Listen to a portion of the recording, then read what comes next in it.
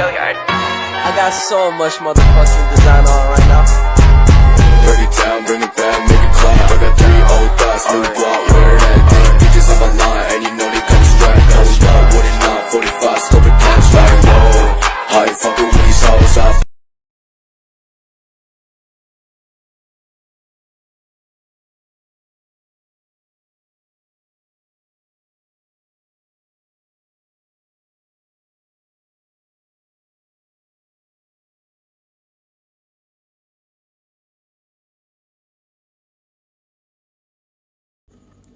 Assalamualaikum warahmatullahi wabarakatuh. Perkenalkan, nama saya Asrofal Anam, NIM 023, Prodi Manajemen, Fakultas Ekonomi dan Bisnis, Universitas Trunojoyo Madura.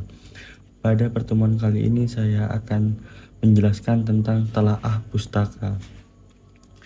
Untuk kerangka presentasinya pada pertemuan kali ini itu mencangkup pada pengertian pustaka, terus langkah pembuatan telaah pustaka, pengertian telaah empiris, proses telaah empiris, pengertian hipotesis, jenis hipotesis, cara menyusun hipotesis.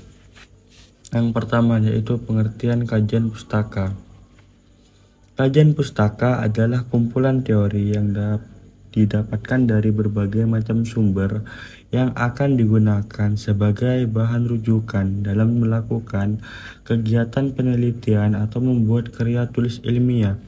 Dalam hal ini, landasan teori bisa diambil dari beberapa macam media seperti jurnal, skripsi, artikel, berita, koran, dan masih banyak lagi lainnya. Namun, dalam memilih teori yang akan digunakan, sebaiknya pilihannya yang ada referensinya dengan topik permasalahannya, peneliti, atau karya tulis ilmiah. Menurut Poha, kajian pustaka adalah sebuah kegiatan mengumpulkan data-data ilmiah, terutama dalam bentuk teori, metode, atau penelitian yang sudah dilakukan sebelumnya, baik dalam bentuk dokumen, naskah, dokumen, jurnal, ataupun yang lainnya. Nazir juga mengemukakan kajian pustaka adalah suatu studi kepustakaan atau studi literatur yang memiliki fungsi untuk menunjang ketajaman penelitian serta mendukung penelitian. Selain itu, kajian pustaka juga digunakan untuk mengetahui sejauh mana ilmu yang dimiliki keterkaitan proses penelitian berkembang dan sejauh mana kesimpulan bisa diperoleh sehingga situasi yang dibutuhkan berhasil didapatkan. Langkah-langkah telaah membuat pustaka. Yang pertama yaitu mencatat teori yang akan dicari. Yang kedua, melakukan ikhtisar referensi. Yang ketiga, memperoleh sintesis dan membandingkan. Yang keempat, analisis terhadap referensi. Selanjutnya itu definisi telaah empiris.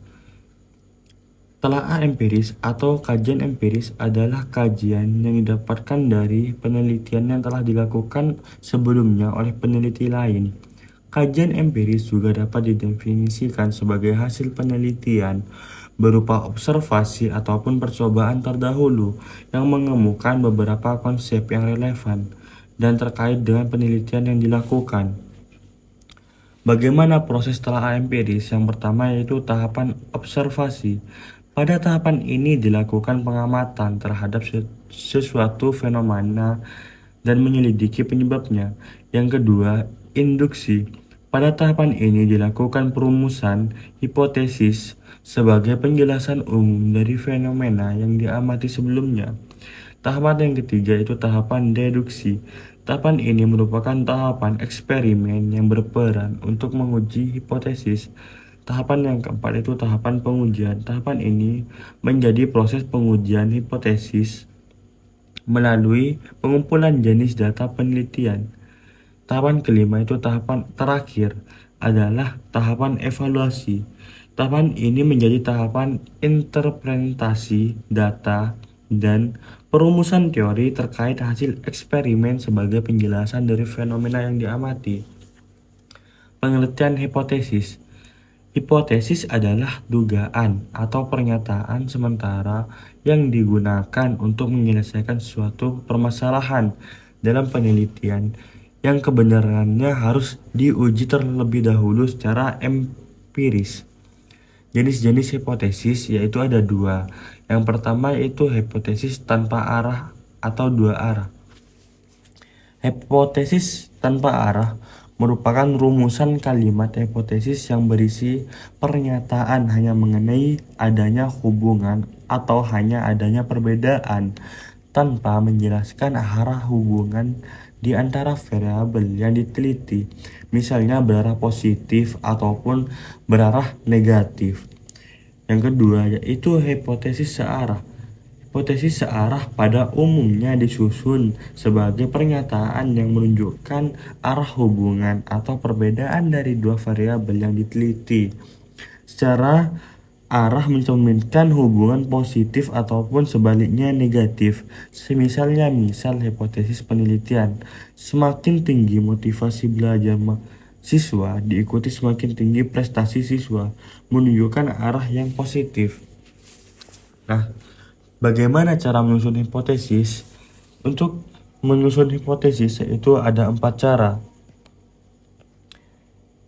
Yang pertama yaitu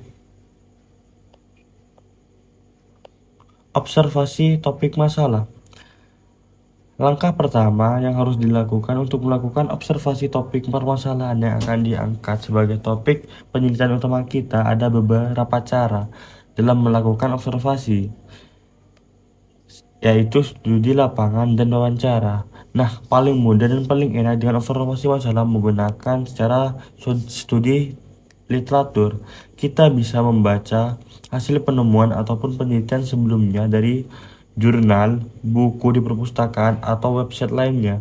Dengan melakukan membaca dan membandingkan, kita akan tahu kelebihan dan kekurangan masing-masing sehingga bisa menentukan permasalahan atau hipotesis awal apa yang cocok untuk melengkapi atau memperbaiki penelitian sebelumnya.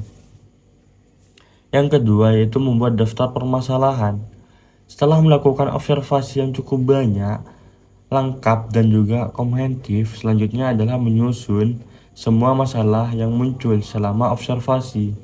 Tulislah permasalahan yang muncul dalam sebuah kertas atau seperti di sebuah laptop.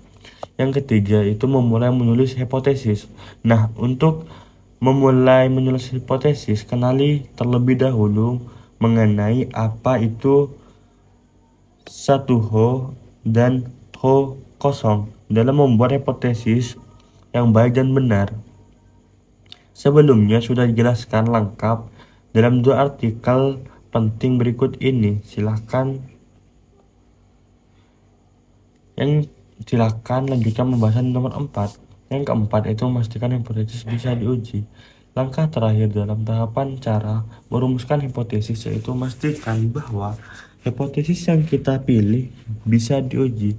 Jika hipotesis tidak bisa diuji, artinya hipotesis tersebut tidak bisa dilakukan atau tidak bisa digunakan lagi dan kurang tepat untuk diteliti lebih lanjut. Baik tidaknya hipotesis untuk melakukan sebuah kepentingan. Sekian presentasi dari saya. Terima kasih.